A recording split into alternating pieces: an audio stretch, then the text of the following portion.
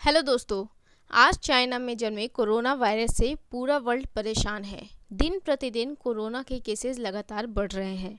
भारत में भी कोरोना के केसेस में लगातार बढ़ोतरी हो रही है और इस बिगड़ती स्थिति में आज हर देश परेशान है, क्योंकि वहाँ की अर्थव्यवस्था और उस देश की जनता दोनों की ही स्थिति बुरी हो रही है।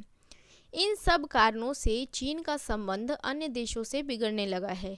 इसमें सबसे पहले यूएसए ने चाइना से कहा है कि वह चीन से अब किसी तरह का कोई संबंध नहीं रखना चाहता। वहीं ऑस्ट्रेलिया ने भी चाइना के खिलाफ एक इंडिपेंडेंट जांच की मांग की है। अब चूंकि इस महामारी के कारण पूरा विश्व एकजुट हो गया है, जिसमें चाइना खुद को असहाय फील कर रहा है, लेकिन अन्य देशों से रिश्ते सुधारने के बजाय चाइना अपनी ही मन की कर रहा है। ऐसा इसलिए भी हो सकता है कि वह पूरी दुनिया का ध्यान कोरोना पर चीन के संबंध से हटाना चाहता हो, जिससे अन्य देशों का ध्यान चीन में जन्मे कोरोना से हट जाए। और इसकी शुरुआत चाइना ने साउथ चाइना सी से कर दी है, जहां उसने अपने समुद्री पड़ोसी देशों का ध्यान बटाना शुरू कर दिया, जिसमें सबसे पहले नंबर आया वियतनाम का, फिर इंडोनेशिया का, ताइवान का, हांगकांग का और इंडिया का। और इन सब के साथ चाइना ने सीमा विवाद शुरू कर दिया। दोस्तों, एक कारण तो हमें साफ दिख रहा है कि चाइना सबका ध्यान कोविड-19 से हटाना चाह रहा है। जो दूसरा सबसे मुख्य कारण है अन्य देशों के साथ सीमा विवाद करने का, वो है चीन की हड़प नीति। चीन ये बात को अच्छे से जानता है कि इंडिया में अभी लॉकडाउन चल रहा है और चीन इस चीज़ से उभर चुका है। लेकिन चीन इंडिया में लॉकडाउन चल रहा है, इस बात का फ़ायदा उठाकर उसने भारत में विवाद खड़ा कर दिया है। लेकिन चीन ये नहीं जानता है कि भारत इसका जवाब कैसे दे सकता है कि चीन को मुक्की खाना पड़े। चलिए, इन सब के लिए हम लोग जानते हैं गाइस कि चाइना और भारत में सीमा विवाद कैसे शुरू हुआ। दरअसल बात है 1962 की। 1962 के युद्ध का मुख्य कारण चीन की तरफ से हिमालय सीमा बताया गया। चीन में 1959 में तिब्बती विद्रोह के समय भारत में जब दलाई लामा ने शरण ली, तो वहां से चीन और भारत के बीच सीमा विवाद शुरू हो गया। अब प्रश्न ये उठता है कि दलाई लामा ने भारत में शरण क्यों ली, ऐसी क्या परिस्थिति बन गई थी। तो बात है 1959 की, जब चीनी सेना बौद्धों को कुचल रही थी। चीन ने अपने 60 बौद्ध भिक्षुओं को भेजे थे तिब्बत में, तिब्बत के दलाई लामा के अस्तित्व को ख़त्म करने के लिए। और उस समय तिब्बत के बौद्धों के पास कोई और ऑप्शन नहीं था भारत जाने के सिवाय, क्योंकि वो सभी अच्छे से जानते थे कि बौद्ध धर्म का जन्म भारत में हुआ है। और जब बच्चे को चोट लगती है तो उसे अपनी माँ की ही याद आती है। और इसी से चीन को इस बात का रोष हुआ कि भारत ने दलाई लामा को शरण क्यों दी, उसे ऐसा नहीं करना चाहिए था। और यहाँ से चीन और भारत के बॉर्डर पर विद्रोह होना शुरू हो गया। उस समय भारत ने फॉरवर्ड नीति के तहत मैकमोहन रेखा से लगी सीमा पर अपनी सैनिकों को युद्ध के लिए खड़ा किया, ताकि वो चीन का जवाब दे सके। मैकमोहन रेखा, जो कि भारत, चीन और बर्मा का सीमांकन करती है।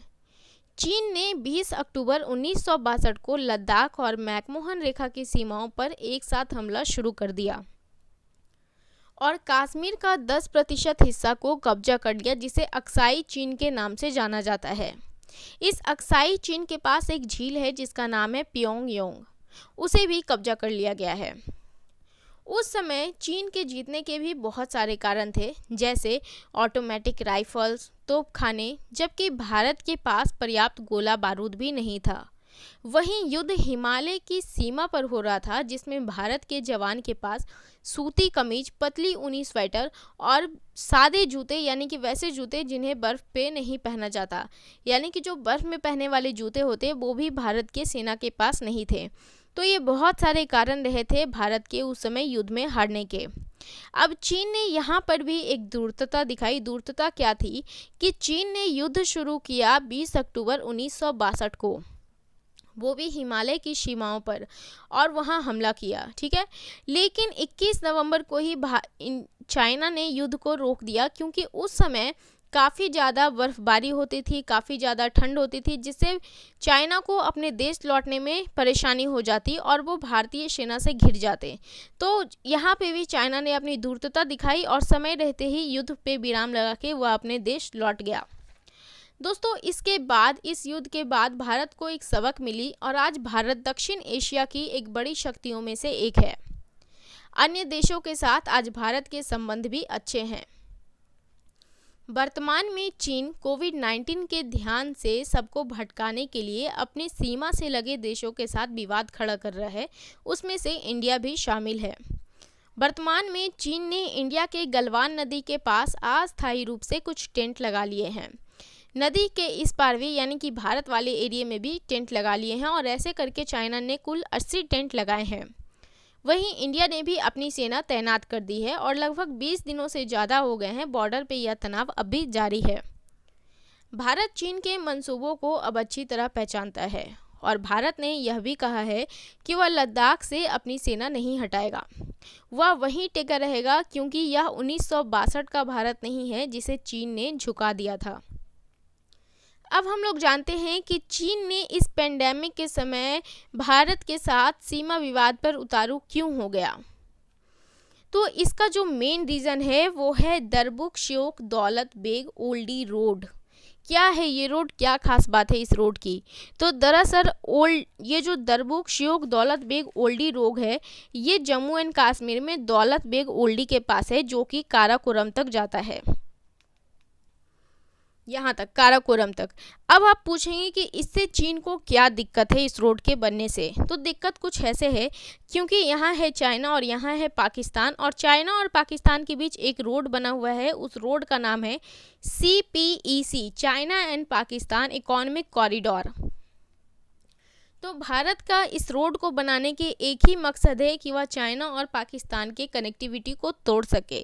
अगर भारत ऐसा नहीं करता है तो चाइना भारत को दोनों तरफ से घेर लेगा।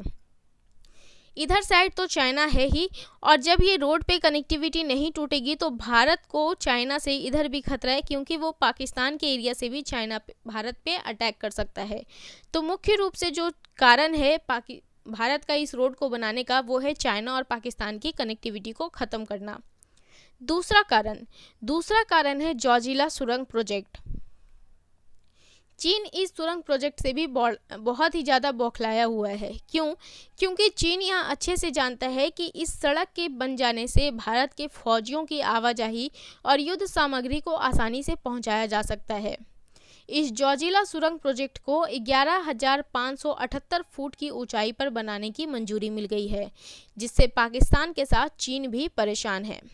और चीन का यह प्रयास है कि कैसे वह इस प्रोजेक्ट को रोके ताकि इसका निर्माण बंद हो जाए, और इसलिए वह लद्दाख में जानबूझकर विवाद खड़े कर रहा है, ताकि भारत का ध्यान विवाद को सुलझाने में चला जाए और इस रोड की, ये जो रोड्स बन रहे हैं वो बनना बंद हो जाए, निर्माण कार्य बंद हो जाए। अब क्यों है ये इम्पॉर्टेंट ये रोड? दरअसल ये जो जिस एरिया में बन रहा है जोजिला प्रोजेक्ट, वो एरिया दिसंबर से लेकर अप्रैल या मई तक इस इलाके में बहुत ज़्यादा बर्फबारी होती है और हिमस्खलन होता है, जिससे लद्दाख क्षेत्र का संपर्क श्रीनगर से टूट जाता है। लेकिन जब ये सुरंग बनकर तैयार हो जाएगा तो यह मार्ग सालों भर चालू रहेगा, जिससे भारत चीन के नापाक इरादों पे नज़र रख पाएगा और चीन को लद्दाख पर कब्जा करने से भी रोक पाएगा। जोजिला सुरंग प्रोजेक्ट NH1 के 95 किलोमीटर वाले मील पत्थर को 118 किलोमीटर वाले मील पत्थर से जोड़ेगा, और इस सुरंग को एशिया की सबसे लंबी सड़क सुरंग बताया जा रहा है। दोस्तों, ये तो थी बात दरबुक श्योक दौलत बेग ओल्डी रोड और जोजिला प्रोजेक्ट। क्या बात सिर्फ इतनी ही है कि चाइना इस सड़क को, इस रोड को इसलिए रोकना चाह रहा है ताकि वो इंडिया वाले उस पर नज़र ना रख पाएँ? तो नहीं, इसके कारण और भी हैं। क्या कारण है? तो कारण है भारत की ये 5 फिंगर पॉलिसी। क्या है ये 5 फिंगर पॉलिसी? दरअसल जब चाइना ने तिब्बत पर अटैक किया था, तिब्बत को कब्जा किया था, तब चाइना के रिपब्लिक ऑफ चाइना के पीपल्स रिपब्लिक ऑफ चाइना के चेयरमैन, जिनका नाम है माओ जेडान, उन्होंने इंडिया को कहा था कि ये तो हमारा सिर्फ पंजा है, अभी हमारी 5 उंगलियां बाकी हैं, हम लोग इस पर भी कब्जा करेंगे।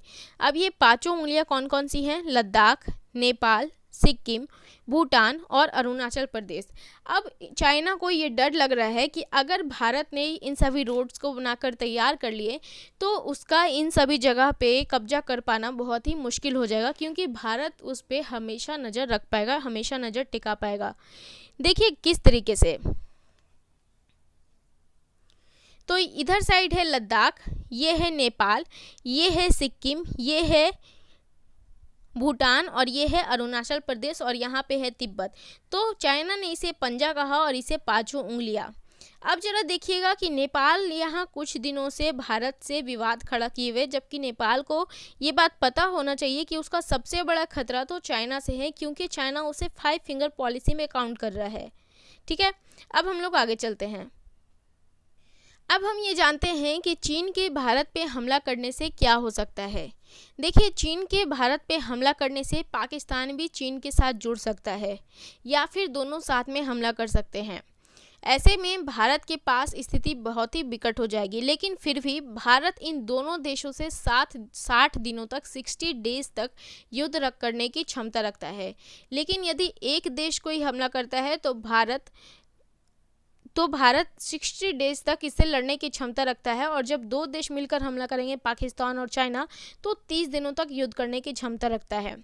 लेकिन इंटरेस्टिंग बात यह है कि भारत चीन युद्ध की यदि स्थिति आती है तो भारत के अन्य देशों के साथ अच्छे संबंध चीन के लिए चिंताजनक हो सकते हैं। आइए समझते हैं कैसे।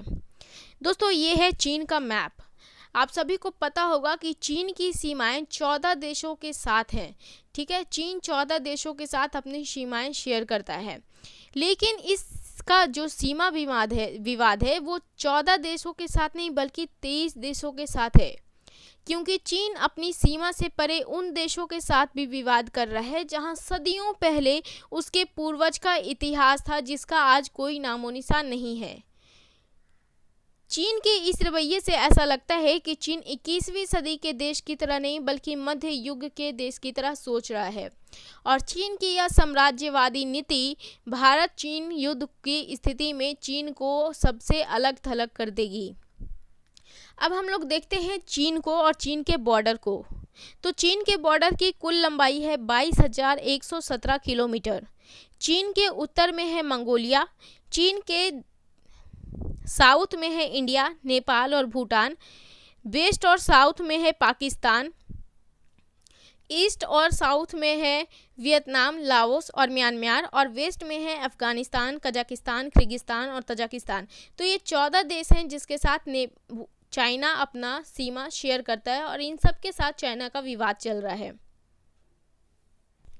इन सब देशों में Bhutan, Mongolia, Kazakhstan, Kyrgyzstan, Japan और अमेरिका भारत के साथ है। इन सभी देशों का ना सिर्फ भारत के साथ सैन्य समझौता है बल्कि राजनीतिक, कूटनीतिक और आर्थिक संबंध भी बहुत अच्छे हैं, जो भारत चीन युद्ध की स्थिति में भारत के लिए एक सकारात्मक पहलू हो सकता है और वहीं चीन के लिए एक बड़ा खतरा हो सकता है। कैसे समझते हैं? देखिए दोस्तों, युद्ध में जो मेन भूमिका निभाई जाती है वो होती है एयरफोर्स के द्वारा, और ज़मीनी कब्जा करते हैं थल सेना।